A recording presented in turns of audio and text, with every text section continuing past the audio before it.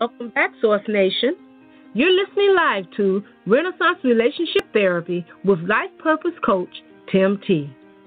Good evening, Source Nation. I'm your host, Tem'Ti Sahu, and I want to welcome you to Renaissance Relationship Therapy, show that gives you the relationship view you never knew, and it's a view that has the power to change everything.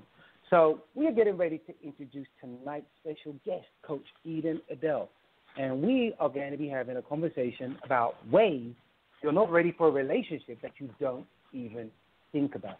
All right? Now, like we said at the top of the show, if you're out there listening and you truly seek love, then it's time you devote as much effort into being relationship ready in the same way you devoted time into the school, training, seminars, and manuals that helped you be ready for the jobs and careers that you have today. Unfortunately, most of us still see falling in love as something that just happens. We never think about the education or skill set that's needed to make it successful.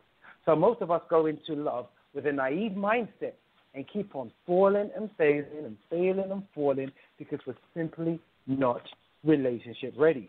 Now, if you really are relationship ready, that's fine. I'm clapping for you. But on today's show, we're going to be discussing other ways, okay? Other ways you may not be ready for a relationship that you don't even think about, all right? We will have the queen of satisfillment, all right? That's one of her words, satisfillment. And, I mean, what's better than being satisfied and fulfilled at the same time? I mean, it's like having your cake and eating it while you're driving a brand new car, or somebody rubbing your feet, whatever tickles your fancy, okay? So satisfillment is what she brings, and her folks are totally into it. I mean, she helps them uncover ways of feeling and ways of, having passion in their relationships that they didn't even believe was possible. So her followers are actually called the Passionators. No joke, right? They are called the Passionators. She can tell you this for herself. Coach Eden Adele, you're in the house. Hi. Thank you. It's so great to be back, Tim. Happy Sunday. Oh, my goodness. Let's chop this one up. Oh, my goodness. You were the only one. I'm like, Eden will get this. Eden will know about this. So I had to get you back here. And I'm ready to jump. Man, I'm ready to jump right into this because it's an important topic. But real quick, I talked about satisfillment, right? I talked about the Passionator squad. So just quickly break down satisfillment and Passionator so that people see exactly what Coach Eden Adele brings to the table. Well, thank you. Satisfillment is really about, especially in relationships, we have this tendency to want a lot of things. As you well know, we can roll out a scroll on the stuff that we think we want in our partners. But the problem, the disconnect usually comes in with what we're willing to have. People have a tendency to think that what they want is the same thing as what they're actually willing to have. And it's not. And satisfillment is how I bring those two things together, is how I teach people to bring those two things together so that they can, one, either change their list of stuff that they want so it doesn't look so much like Christmas and Santa Claus, or if they're going to keep the list, if they're not going to change the list, then they have to make themselves compatible with everything that's on their list. Otherwise, it's about being congruent. It's about being satisfied and fulfilled at the same time. Most people think they have to choose, but they really don't. And satisfillment is my way of bringing those two things together. Now, my Passionator, oh, my gosh. Passionator squad. It was too cute. It was so cute. I can't even claim that one of my readers gave me that title as it was part of a comment that she made. And she was being funny at the time because everything that was cool at that time had an aider on the end of it. It was a throwback to the Terminator movie and the whole "I'll be back" thing and the whole how he took over the world thing. So one of my readers told me I was that kind of person for passion and all things passion, and she started calling me the Passionator. Well, it caught on. It caught on. He was the Terminator, and later on he turned into the Governator, and so, right. You know, and she started calling me the Passionator. So when it stuck, when I saw that they actually enjoyed it, I started calling them my Passionators because they were the ones who were paying attention. They were following. They were taking notes. They were actually implementing some of the things that they saw me write. So that was my way of paying homage to them. So ever since then, they've been my Passionators. Excellent. That's and they seem to enjoy it. Wow, I love it. All right. Me, I'll get it. I mean, definitely the saddest fulfillment, oh, my goodness.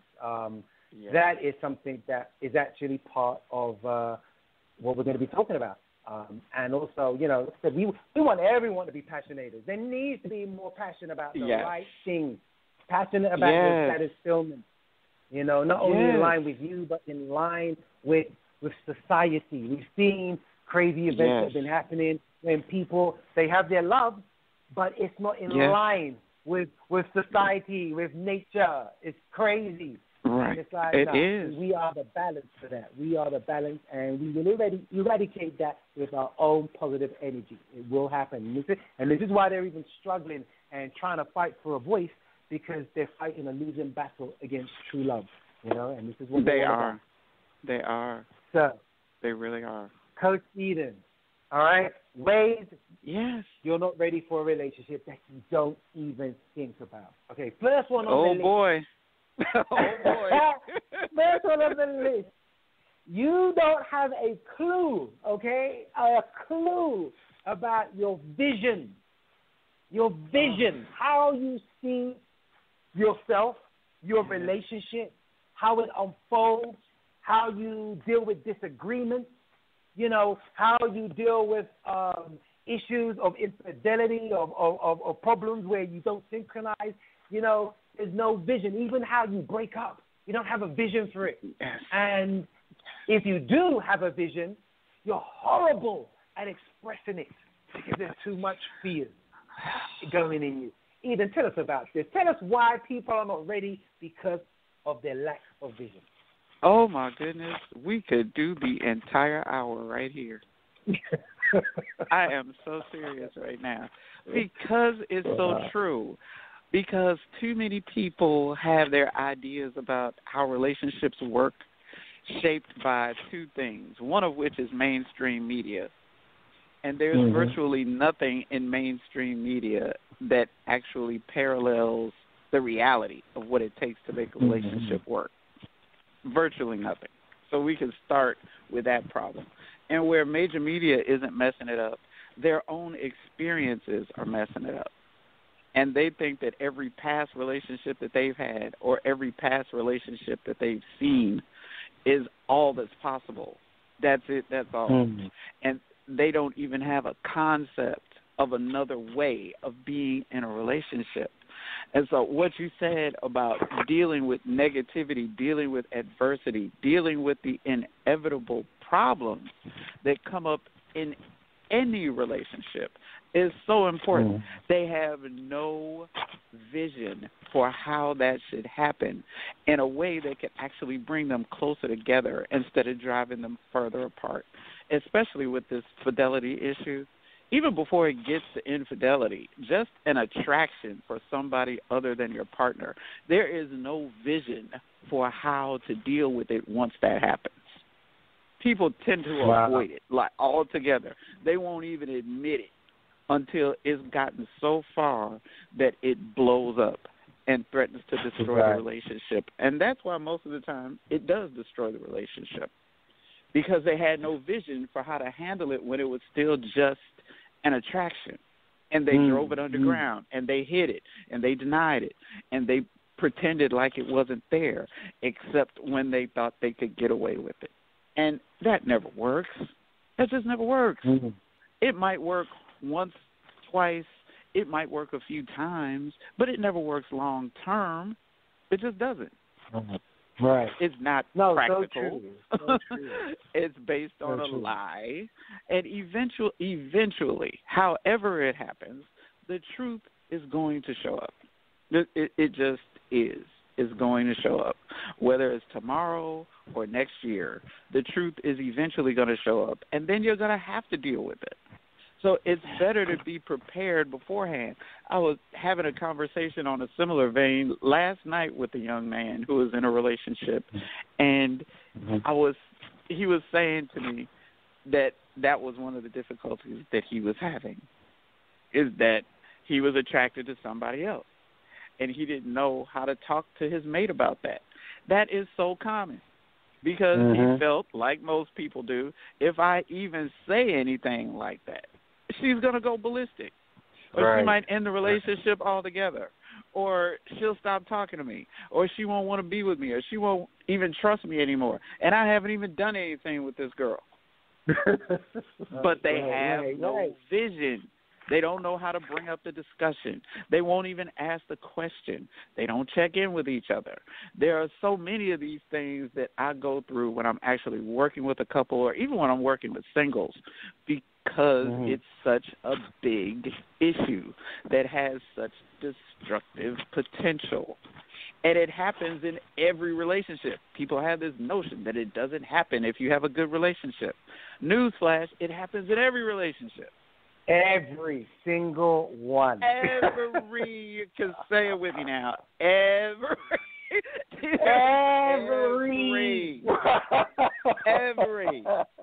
People throw around all this foolishness about if they're attracted to somebody else, they don't really love me. And wrong. Wrong. That's not how this works. That's not how any of this works. It's just us being human. It is what we do. All the same stuff that attracted them to you is going to continue to be attractive to them after you. That doesn't stop. Absolutely. It doesn't shut down just because you got into a relationship. And newsflash number 2, they're attracted to other stuff that doesn't have anything to do with you. Right? Uh-oh. But you know what? Yeah, I said it. Yes, I said it. And this makes me talk about, even like with the satisfaction, because you talked about this alignment of bringing together what you want and what you need. But in order for that to happen, there has to be a real relationship with yourself. You've got to have that discussion with yourself so you can be fine with what you want and what you need and know the difference. But the problem is, folks don't know that difference because they don't have that conversation because there is no relationship with themselves. And that's one of the other things why you're not ready for a relationship and you don't even think about it because you don't have those frank and open, honest discussions with yourself. I mean, you don't do it. What do they do? Most people don't do it. They really believe that everything just kind of happens. It just sort of falls into place. That as soon as you get all warm and fuzzy thinking about somebody, that everything else just falls into place magically. And the relationship just kind of happens. And that everybody means the same thing when they say the same words. Like when they say love, when they say relationship, when they say fidelity. When they say cheating, they assume that because they mean one thing, that their partner has the same meaning. And they don't. They absolutely do not. And because you have never asked the question, because you assume that everybody has the same definition of cheating and everybody has the same definition of relationship and of love and of commitment, that's where you miss. That is part of the missing vision. That is just those are just a few of the things that people go to sleep on. They just go to sleep on it. They have entirely missed the memo, and when it blows up in their faces, they wonder why. And it's because they never had the conversation. They just made a bunch of assumptions that because they were using the same words, that they were meaning the same things. Yeah, and you know, and this actually brings me into the cognitive dissonance of it all.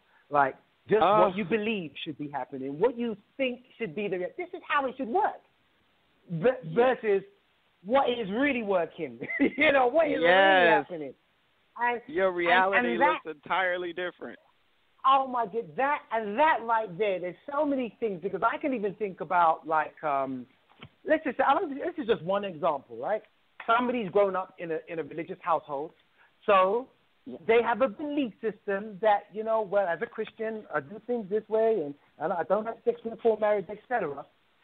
But then the reality is, a lot of the guys that you're gonna come across are gonna want to have sex. Well, a lot of the guys, a lot of the women, male and female, may want to have sex before you get married. I mean, at least can I sample the good first? Can I get a sample? You know, and if you're not on that wavelength, that could be the reason why your relationships are breaking down, because you're not in tune to the reality that people have sex before they get married. That's the reality. Yes, they do it. That's the reality. If they don't have out-and-out sex, they definitely get hot and sticky, they're dry humping, whatever. This is something that one needs to be prepared for. And if you've got that belief system in your head that this shouldn't happen, you're going to have problems connecting with folks. So that was just one example. But, yes, but that speaking of the cognitive dissonance that goes along with that, they have this belief, and that's true.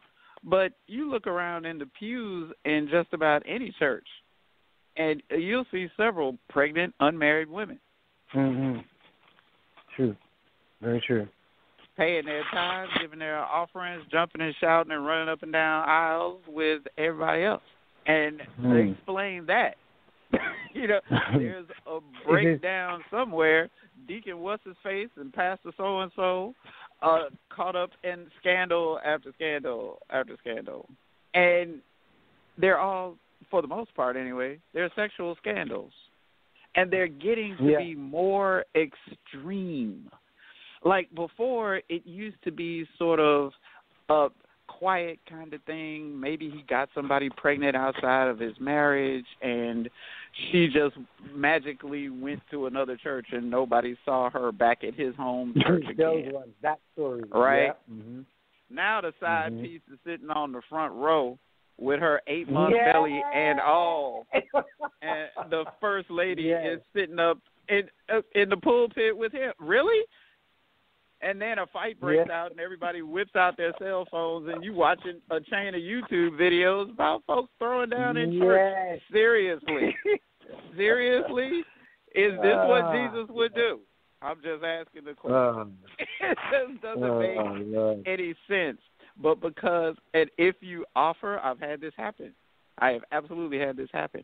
You suggest to a church or a ministry or any group like that there should be an event, a seminar, a workshop, a discussion about how to effectively manage sexuality in church. You will get shut down before you even get off the phone. Because if you're not talking about sex in marriage, they don't want to have the discussion at all. And if you talk about sex in marriage, they only want to talk about it having sex in certain ways.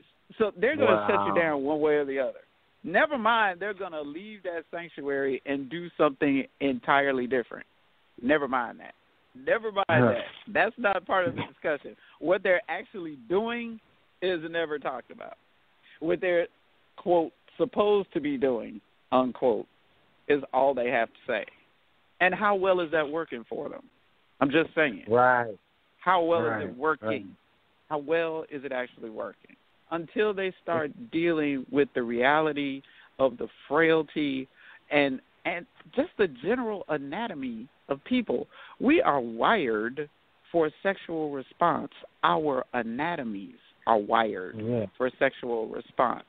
It is measured in various ways, even in young children, because the anatomy is there. It's not that we grow extra parts.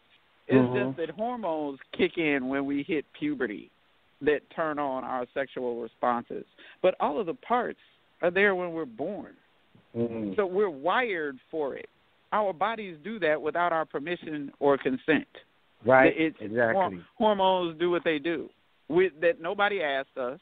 Nobody tapped you on the shoulder and said, "Okay, do you want your hormones turned on now?" That's not how this works. Right. That's not how any of this works. That's You not know how what? that happens. You know what? It's like it's part of our authentic programming. We just have to be in authentic situations to see the value of this process. But because we're in these made up cycle situations, you know, whether people's like, well, you know, we can only have one partner in your whole life, and if your partner dies before you, well, that's it. You know, but, you know, we're not raised that way. You know, or the fact that people say that, yes, you know, one man, one woman, but then you get other cultures that have been practicing, you know, various levels of polyandry, whether it's one woman having several husbands or vice versa or whatever, and in the correct environment, it works. Yes. But we've created such a stiff environment. Remember, people as well listening to this. This was an environment that was built on a set of principles that came over from England, from people that weren't even accepted in England. Remember the Puritans? You know, this unrealistic way of doing everything, and you know, if it's slightly off the beaten path, it's evil. And a lot of the times, you know, this creates an agenda for a lot of people. They use it in their political overtones, etc. And we buy into it, but it just is not reality. It just isn't reality. It is not reality. It's not reality. And the truth is, it never has been. I mean, if we're going to tell the whole truth, it never has been. But it's always been more political than spiritual. That's a whole nother show. But that's a whole nother show. That's a whole nother show. But managing people's sexuality at one time, anyway, several hundred years ago, back when Puritans were the deal, actually even before that, but it was a matter of survival. It was really just a question of limited resources and too many people to feed. So they had to figure out a way to keep people from reproducing so fast because they were running out of food. And it started perpetuating itself generation after generation after generation, even after the whole food situation was fixed. And then they started tying people's sexuality to religion, to faith, to that sort of thing, to guilt and shame and all of that. And, of course, I can tell you most of all of those things were plastered on to the women while men were pretty much exempt, which is another problem, which is a whole other problem. Like, who is it that they really think men are having all this sex with? You know, it's like I'm just saying, men are encouraged all the time. Even today, you fast forward to right now, and little boys are encouraged to have as many girlfriends as they can, even in elementary school, to get as many little girls interested in them as possible. And girls, on the other hand, are told they're supposed to shut it down, tie it up, clip it, whatever. You know, cross your knees until they hurt, all of that. They're very polar opposite views of sex and how it's supposed to work. And the problem is that those children turn into adults who have those same ideas because nothing or no one in their lives interrupted that pattern and even suggested to them that there was a healthier way to make it happen, and to make it happen in a way that was actually good for them, that actually served them, that actually made their lives better and not worse. Nobody suggested that to them. No. So they follow their program. They do what any good computer does. That's really all we are. We're just human computers. We are following the program we were given, not the one we asked for. And until we grow up and ask for the program that we actually want to work with, until we grow up and put in a new program, we will continue to live out the chaos and the toxicity that we were given. And most of us were given chaos and toxicity. We were not given health and happiness. That's not the program we grew up watching. Okay, now you know what? This brings it up nicely to my next point about things that we don't think about that make us not ready for relationships, and not coming to terms or really understanding our dating patterns and dodging the issue when people try and tell us. Of course, people have an objective view of us in a way that we can't possibly see. After all, that's the whole thing about being human.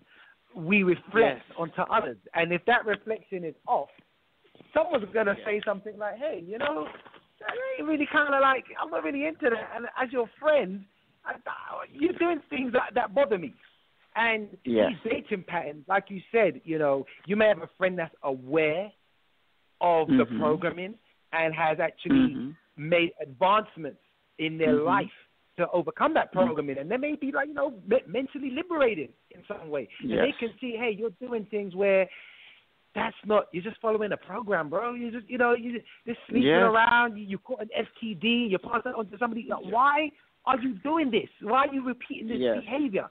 And of course, you'll turn around and be like, "Oh no, you know, I'm a man. This is what men do." Yes. you know, and it's like, no, that was just a program. If anybody's seen Armistead or you know understood how this type of behavior has been programmed into men, allowed to flourish, of just impregnating whoever, and whether it happens as it's just dating, this type of dating, where you're dating unconsciously and going from person to person, it can slowly destroy your context and your attitude to winning, you know. And so it's not a good thing. And so that, not understanding the patterns. I mean, and I know there's so many negative dating patterns out there, and it takes a lot to really be aware of them. I mean, but I feel that's one of the ways that people just don't realize. Yeah, I'm not ready.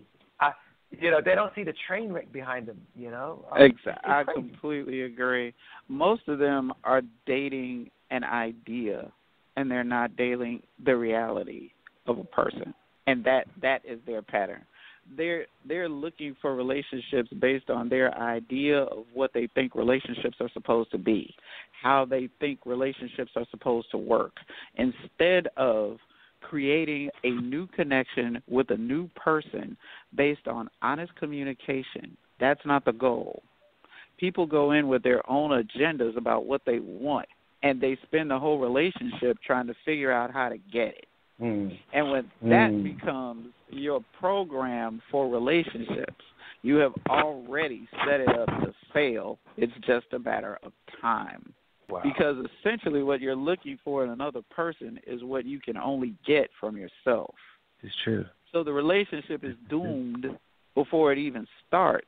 But because you have these warm, fuzzy feelings about each other, or because you turn each other on, or because she got a big butt and a smile and he got a big wallet, and I'm just saying, whatever it is that draws you all together, you think you can actually make this work. Never mind, you're not compatible. You have virtually nothing in common. You have entirely different relationship priorities, but you've never had a conversation about any of that. But the sex is good, so we're just going to make the rest work. Right. And we'll just have our own reality TV show. Like, seriously? How is that working for you? It's a pattern that starts somewhere in high school or maybe sooner that people just keep following. They just keep doing what they've been doing because they've been doing it, not because it's been getting them the result that they say they want, just because it's what they know how to do and because they're not willing to learn another way to be in a relationship. They keep repeating what they know how to do, and they call it being in a relationship. And that thing, I consider that thing to be emotional baggage, carrying around this habit. Yes. That doesn't get you anywhere. It's emotional baggage. And I know, you know, a lot of people will use that word. Oh, she got baggage. Oh, I dumped him. He had too much emotional baggage. And they use this word, but they don't understand the concept. And right there, what you explained is a form of emotional baggage, carrying around something that you've attached to your emotion, this behavior. Yes. I mean, are there any other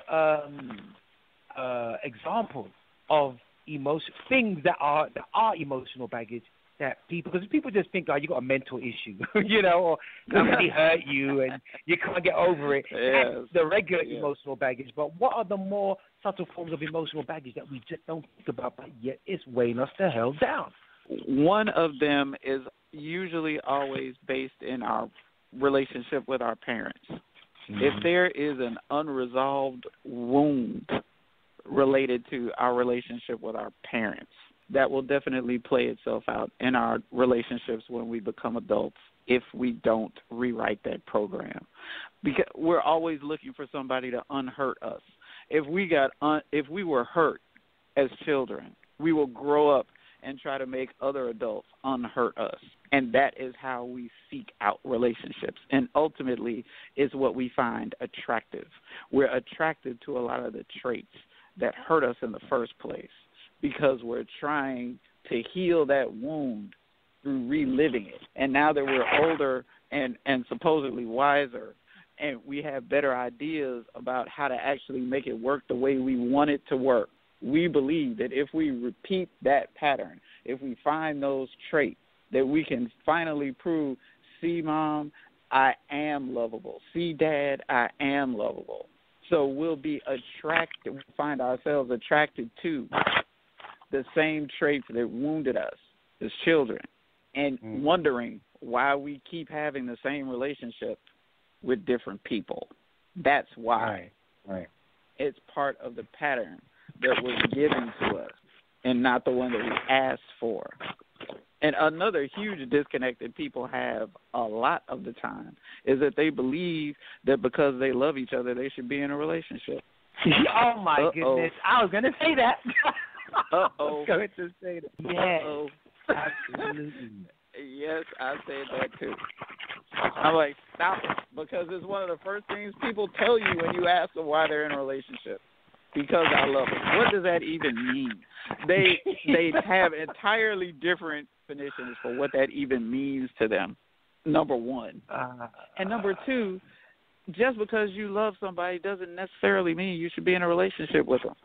Love and compatibility are not the same thing. They are not the same thing. You can only be in relationship with what you are compatible with. Love may not have anything to do with that. That's how we make relationships work on our jobs. Exactly. We're compatible. Yes, we have a common goal that we're going after in ways that actually work, in ways that actually facilitate bringing that goal to pass. Love has absolutely nothing to do with that. It's a collaboration. It's a cooperation. It's communication. It's compatibility. It is not love. But that relationship works because it's compatible. People get into their most intimate relationships and for some reason believe that it's supposed to work some other kind of way. And they've bought this hype about love conquers all and love means everything. And that's just not the truth. They see people who are actually in happy long-term relationships, who have been together 20 years or more, and they're still smiling at each other, and they still love being together, and all of that good stuff. But ask any of them if they're with each other just because they love each other. Just ask any of them. Just any of them. If they will tell you the truth, they'll be quick to let you know there are plenty of times they don't even like each other. What up? That's true. Hello. There have been plenty in 20 years, seriously, there have been plenty of times they didn't even like each other. The reason why they're still together is because they made a commitment to their commitment, not to each other. They committed to the commitment that they made to each other. They didn't commit to their emotions. They committed to the promise that they made. Like, as long as we can find a way to make this work for us, that we're going to stay together and make this work for us. That's and you know what? And the promise works because the goal is something that you consider worthy. It's worth work. It's worth whatever suffering and sacrifice. It's worth it. So the relationship really has to be based on something that you know is that this is a long-term goal, and I'm with someone that can help me achieve that goal and make it come to pass quicker, better, however, they Yes. help you reach your goal and maintain that. Having a goal well, we want to get a house together. All right, you get the house. Now you got it. Everything was good. You were running around doing the bank thing, doing the fixer-upper. You were that couple with the dungarees and the paintbrushes. You done the house. Right. Now what? What's next? Now what? And you fall apart because there's nothing tough. You didn't think past that. You didn't set a goal that was long-term enough. And you're absolutely right. This happens all the time. All the time. Wow. Your biggest relationship goal is to get what you want. And that's why it doesn't work, because what you want is always changing. Meanwhile, so is your partner. Even though you tend not to believe that they're changing, they are. They're changing all the time. But you think you got them figured out because you've been together for 5 years, or you've been together for 10 years, or you've been together for more than that. You think you know each other, and you've never had a conversation about what's important to you. You've never asked each other the question, are you getting what you need from this relationship? That question doesn't even get asked. It never gets asked. Well, I won't say never. It doesn't get asked nearly often enough. It's like you said, there's a fear element to this because you may not get the answer you like, and you're simply not prepared how to deal with that answer. But talking of conversation, we know about love language, your communication style, and this lines up with the compatibility, like you said. Yes. No two people mean the same thing when they say love. So absolutely can we understand our translation that when I say love, I mean it this way, and you're happy, and you accept that, and vice versa, I accept your meaning of love. That's what people need to do. But if you have a communication style where you believe that, I guess,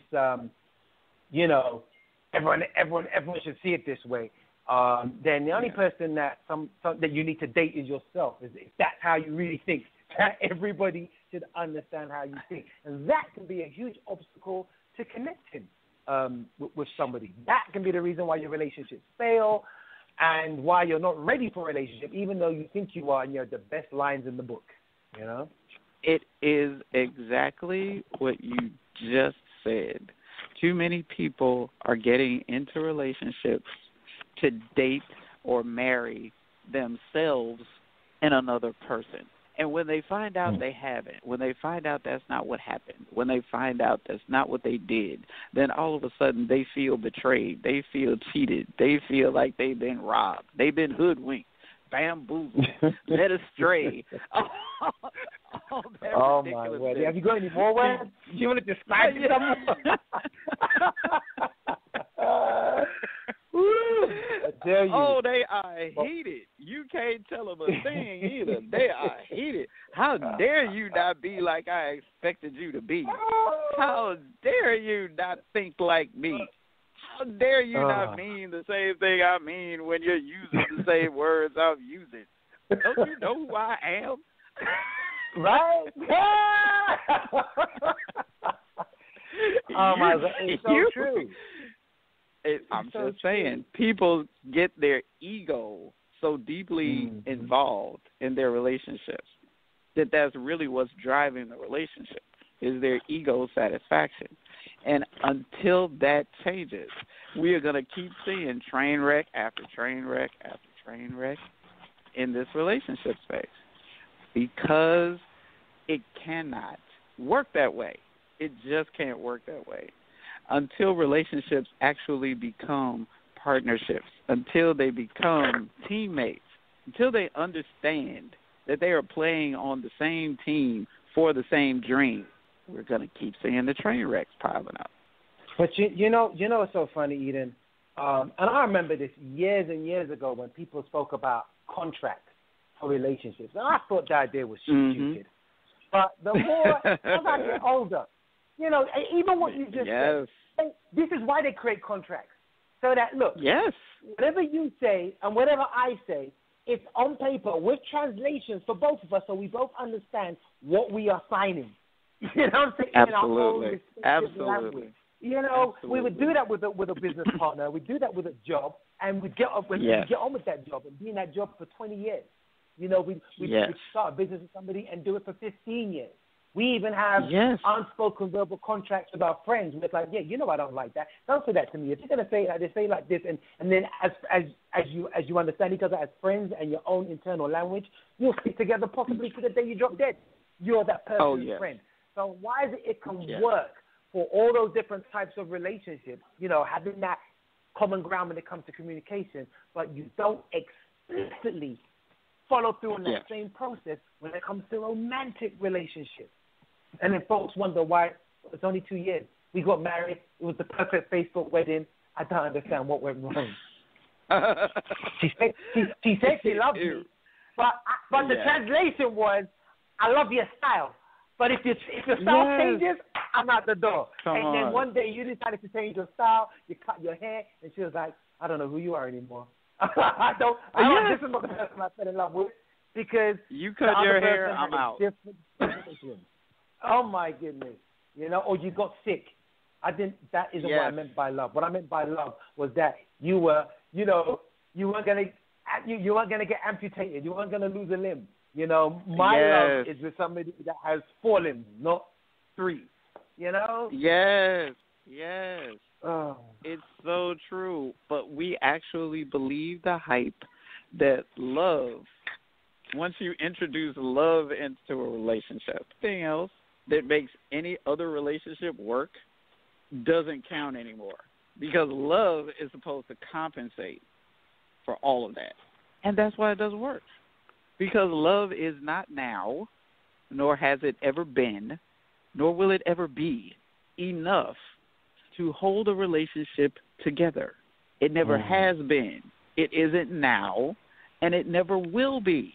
But that's the bill that we've been sold, and we've been buying it plus tax, and we've been blowing our relationships up in the process because it's a paradigm that cannot work.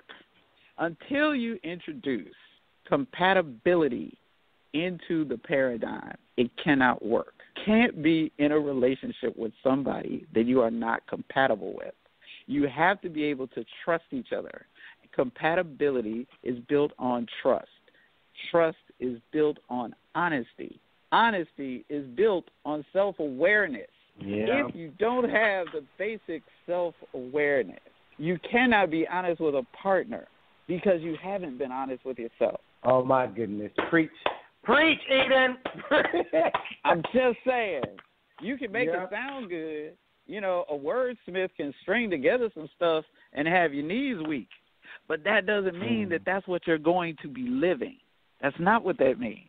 Because you got butterflies and you're excited about seeing each other. That's not what that means. Because you lying in the afterglow, rolling out of the wet spot, trying to figure out what your name is.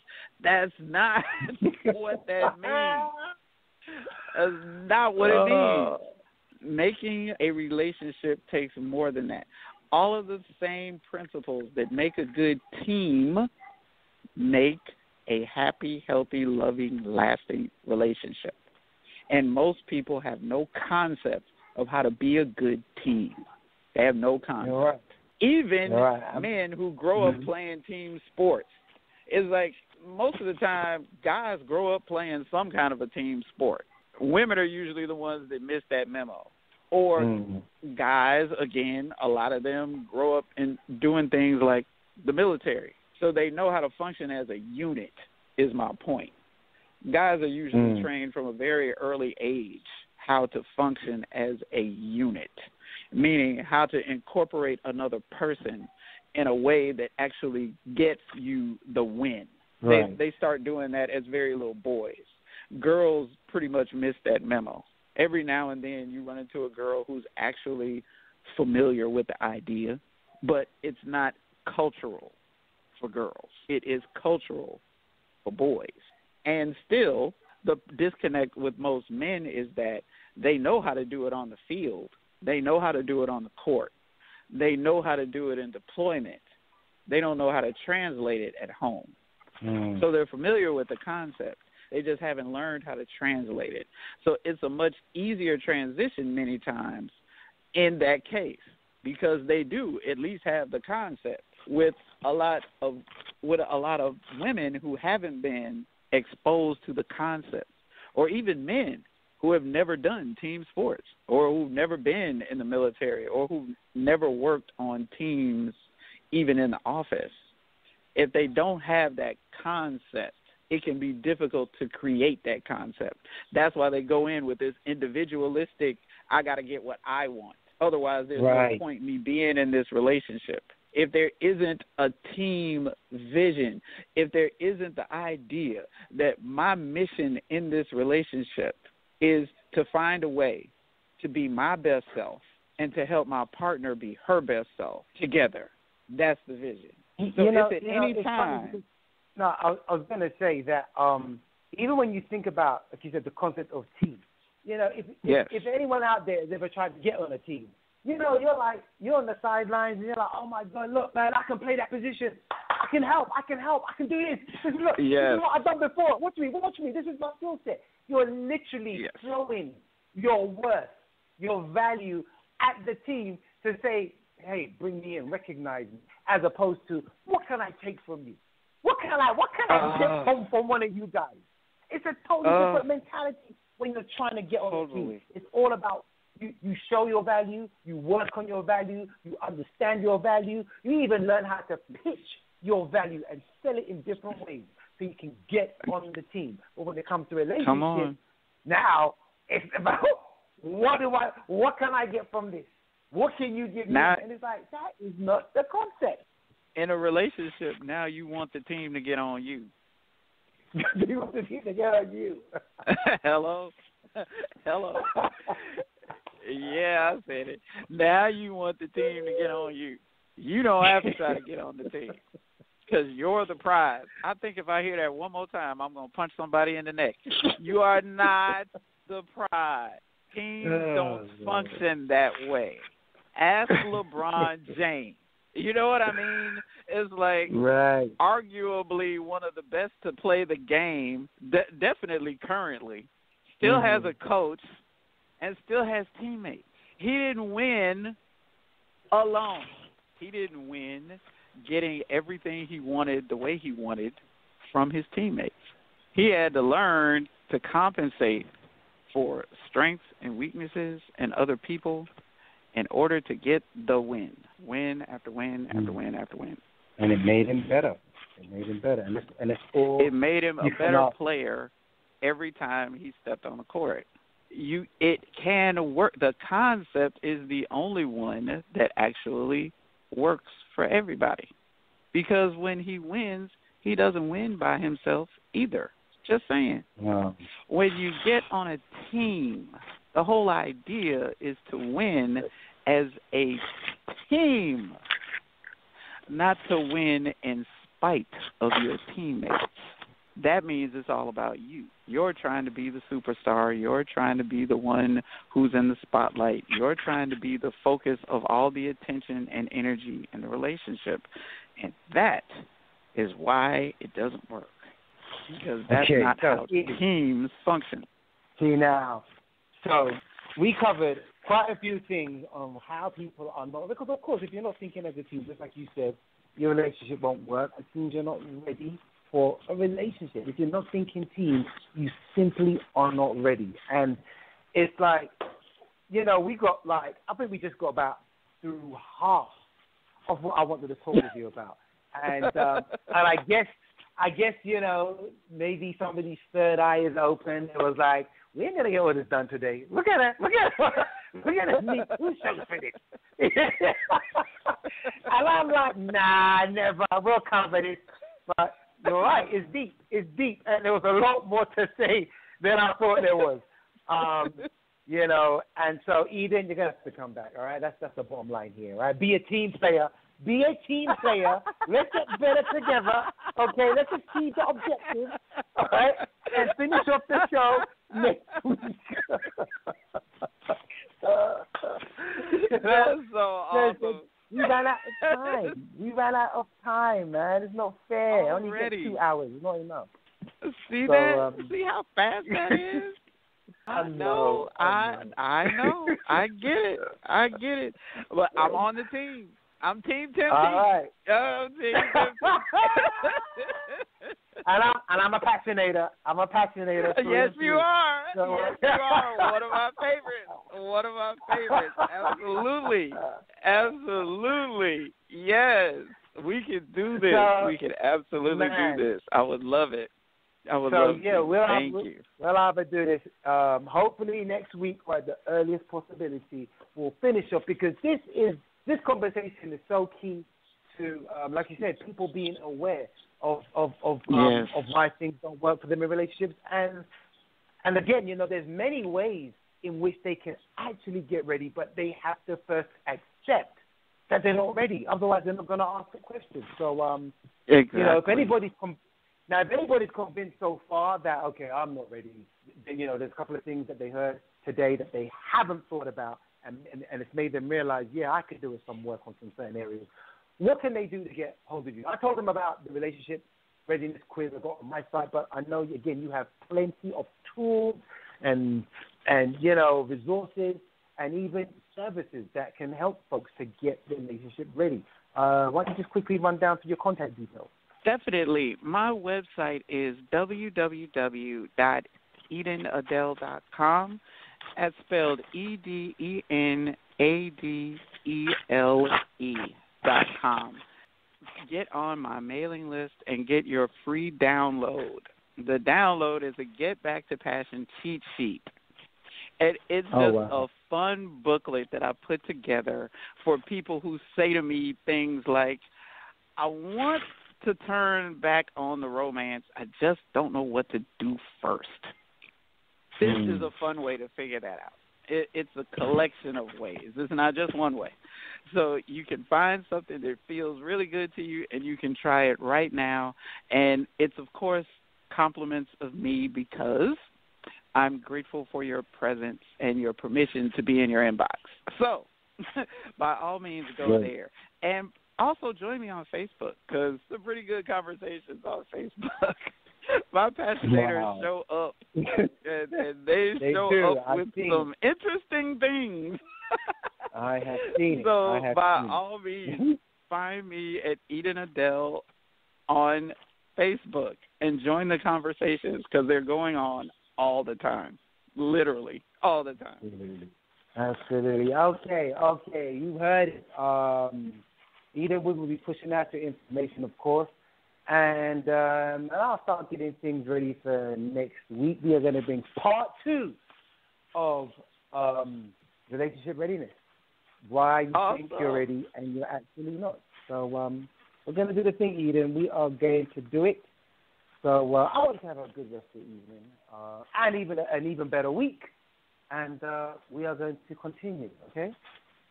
Thank you for sharing me with your audience. Thank you for having me back. Thank you for having the conversation that makes people uncomfortable that they probably wouldn't have without you. So thank you.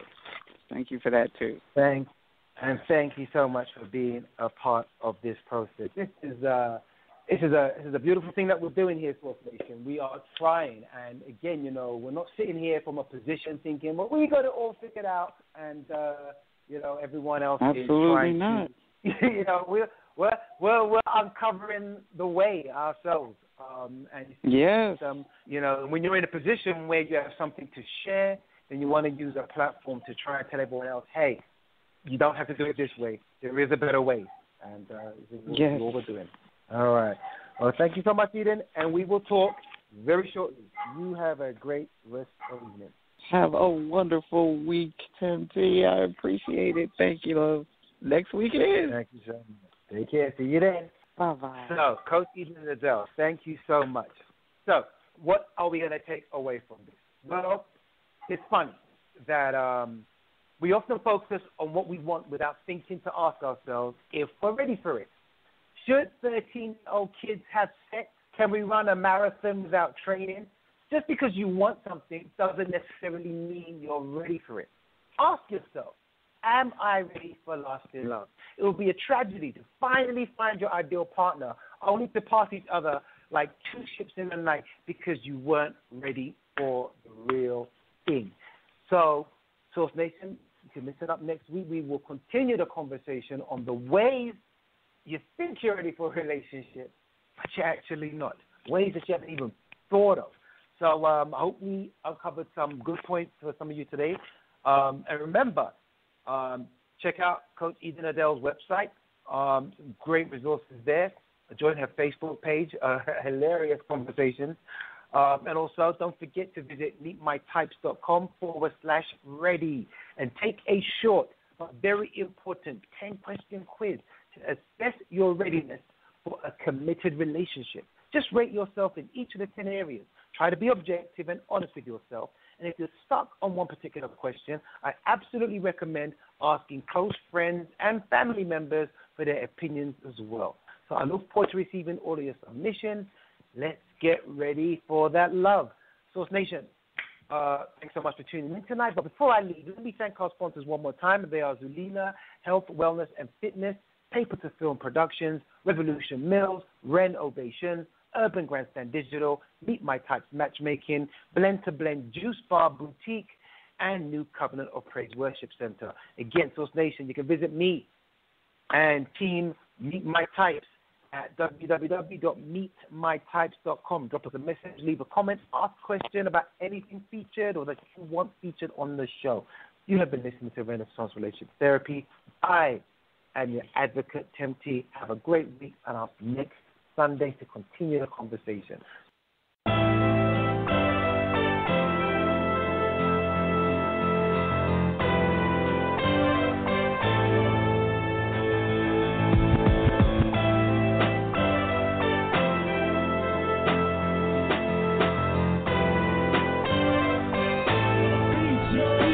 Get at me for beats, yo.